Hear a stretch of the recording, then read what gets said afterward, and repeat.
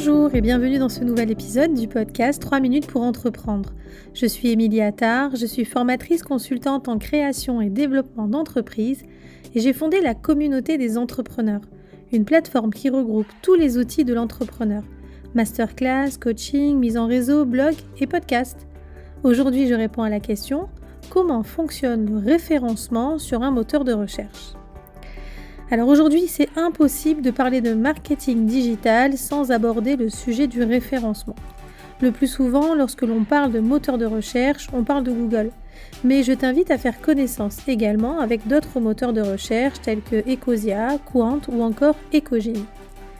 Les principes dont je vais te parler sont valables sur tous les moteurs de recherche. Alors c'est parti, partons à la conquête du référencement. Cette pratique consiste à optimiser ton site web pour apparaître en haut des résultats de recherche.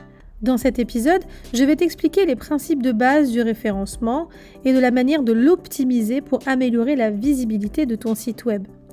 Le référencement est le processus qui permet d'optimiser un site web pour qu'il apparaisse dans les résultats de recherche par rapport à des mots-clés pertinents. Cela peut être effectué de manière organique en optimisant le contenu du site web et la structure du site pour les moteurs de recherche ou en utilisant des stratégies de référencement payants comme par exemple Google Ads sur Google. Voici quelques éléments clés pour comprendre le fonctionnement du référencement organique. Les résultats de recherche sont générés par de puissants algorithmes qui prennent en compte plusieurs facteurs tels que la pertinence, la qualité et la popularité de ton contenu. Les mots-clés sont les termes que les utilisateurs saisissent dans la barre de recherche du moteur pour trouver des informations. Les sites web qui contiennent ces mots-clés pertinents ont plus de chances d'apparaître dans les résultats de la recherche. Les algorithmes des moteurs de recherche donnent la priorité aux sites web qui fournissent un contenu de haute qualité et pertinent pour les utilisateurs. Les liens provenant d'autres sites web sont également un facteur important pour le référencement. Les sites web ayant des liens de qualité de sites pertinents ont plus de chances d'apparaître dans des résultats de recherche. Les moteurs de recherche favorisent les sites web qui offrent une bonne expérience utilisateur, comme la vitesse de chargement rapide, la compatibilité mobile ou encore la sécurité du site web. Ainsi, le référencement, c'est crucial pour la visibilité de ton site web. Les internautes ont tendance à cliquer sur les premiers résultats de la recherche, ce qui signifie que si ton site web n'apparaît pas en haut de la page de résultats, eh bien, il est peu probable que les utilisateurs le trouvent.